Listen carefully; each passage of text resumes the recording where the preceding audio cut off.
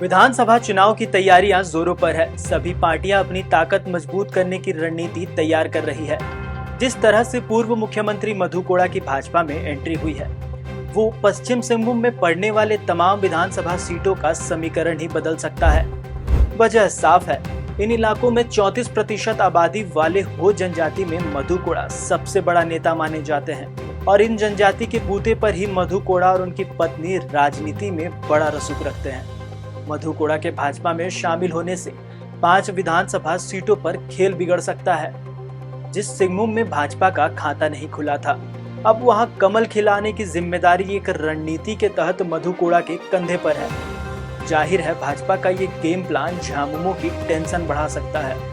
मधु कोड़ा को चुनौती देने वाले नेता की खोज अब झामुमो के लिए बड़ा सिरदर्द बनने वाला है। इससे इनकार नहीं किया जा सकता है। कोल्हान के इस इलाके में जातिगत समीकरण एक बड़ा फैक्टर है, या यूं कहें, हो भाषा बोलने वालों के बीच मधु कोड़ा बड़ा गुल खिला सकते हैं। वहीं अगर हम मधु कोड़ा की बात करें तो देश के इकलौते ऐसे मुख्यमंत्री रहे जो निर्दलीय चुनाव लड़कर सीएम की कुर्सी तक पहुंच गए। इतना ही नहीं, उन्होंने सभी को साथ लेकर 28 महीने तक राज्य के मुख्यमंत्री का पद भी संभाला। इससे अंदाजा लगाया जा सकता है कि कोड़ा के पास नेतृत्व क्षमता कैसी थी। आखिर 28 महीने तक 41 विधायकों को साथ बनाए रखना किसी चुनौती से कम नहीं था, लेकिन मधु कोड़ा ने एक इतिहास बना लिया।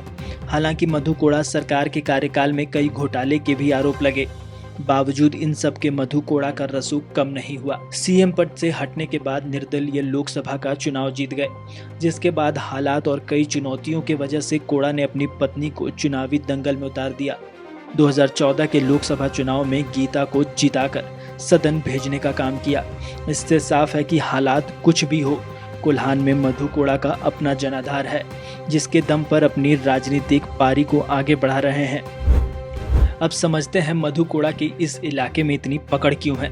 क्योंकि मधु कोड़ा हो जाति से आते हैं और हो जाति में कोड़ा जैसी शख्सियत वाला कोई नेता सिंहभूम में नहीं है। यही वजह है कि मधु कोड़ा का एक इशारा ही पूरे वोट का समीकरण बदल देता है। 5 विधानसभा सीट पर 2019 के विधानसभा चुनाव में 4 झामुमो और 1 कांग्रेस ने जीत हासिल किया था। 2019 में मधु कोड़ा कांग्रेस में ही थे। पत्नी कांग्रेस की टिकट पर सांसद बनकर दिल्ली पहुंची थी। कोड़ा ने अपनी पूरी ताकत इस चुनाव में इंडी गठबंधन के लिए लगाया था, जिसका परिणाम भी देखने को मिला। लेकिन परिस्थिति कहें या फिर समय की मांग, ठीक लोकसभा चुनाव 2024 से पहले गीता कोड़ा ने भाजपा का दामन थामा और वहीं आगामी झारखंड विधानसभा चुनाव से पहले मधु कोड़ा भी चुपके से भाजपा में शामिल हो गए। अगर चुनावी आंकड़ों की बात करें तो पहले से भी कई सीटों पर भाजपा के प्रत्याशी विधानसभा चुनाव में कम मार्जिन से हार का सामना करना पड़ा था। लेकिन अब 2024 के विधानसभा चुनाव में कोड़ा का इफेक्ट देखने को मिल सकता है। 5 विधानसभा क्षेत्रों में परिणाम पिछले बार के मुकाबले अलग दिख सकते हैं। इन 5 विधानसभा क्षेत्रों में हो समाज के लोगों की आबादी 54% है। अगर 2019 चुनाव के मुकाबले को देखें तो चाईबासा विधानसभा सीट पर झारखंड मुक्ति मोर्चा के दीपक बिरुवा को 59,750 वोट मिले थे, जबकि भाजपा के उम्मीदवार को 43,326 पर ही संतोष करना पड़ा था। मझगांव विधानसभा में अंतर थोड़ा ज्यादा है।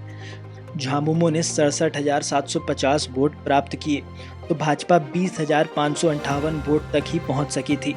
इसके अलावा जगन्नाथपुर में कांग्रेस के उम्मीदवार 32,479 वोट लाकर जीत का माला पहना था, तो यहां भाजपा 16,000 और जेबीएम 20,893 वोट पर सिमट गई थी। वहीं मनोहरपुर में झामुमो 50,945 तो भाजपा 32,926 तक पहुंच पाई। वहीं चक्रधरपुर में झामुमो 43,832 वोट लाकर जीत दर्ज किया, लेकिन यहां भी पीछे भाजपा रही 31,558। वहीं तीसरे नंबर पर जेवीएम 17,487 और चौथे नंबर पर आजसू 17,232 वोट मिले थे। अब हार और जीत के अंतर को देखें तो चाईबासा में भाजपा 26,179 वोट से पीछे रही। वहीं मंझगांव में अंतर काफी ज्यादा रहा, भाजपा 47,152 वोट से हार गई। लेकिन अब जगन्नाथपुर को देखें तो कांग्रेस 12,000 से जीत दर्ज की थी, लेकिन पीछे जेवीएम और भाजपा दोनों रही। 2019 के चुनाव में बाबूलाल की पार्टी भी अलग चुनावी मैदान में थी। जेवीएम 20,893 और भाजपा 16,000 वोट लेकर आई थी। अब अगर सिर्फ जेवीएम और भाजपा के आंकड़ों को देखा जाए तो तत्कालीन भाजपा की जीत निश्चित थी। वहीं मनोहरपुर में झामुमो 16,019 वोट से जीत दर्ज कर पाई थी। यह आंकड़ा भी काफी नजदीक का है। इसके अलावा चक्रधरपुर में भी ज्यादा मार्जिन नहीं है, जेएमएम महज 12,000 वोट से जीत दर्ज कर सकी थी। यहाँ भी भाजपा 31,558 और जेवीएम 17,487 और आजसू 17,232 वोट लेकर आई थी। अब इन तीनों पार्टियों के वोट को मिला दे तो जीत के काफी आगे भाजपा निकल सकती थी। बहरहाल अब भाजपा अकेले नहीं है। मधु कोड़ा के साथ इस बार जेवीएम और आजसू के प्रत्याशी मैदान में रहेंगे।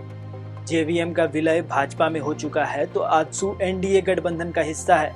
ऐसे में समीकरण बदला हुआ दिख सकता है।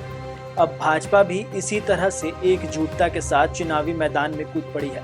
लेकिन अब ये चुनावी परिणाम ही बता सकता है कि किसकी रणनीति में कितना दम था।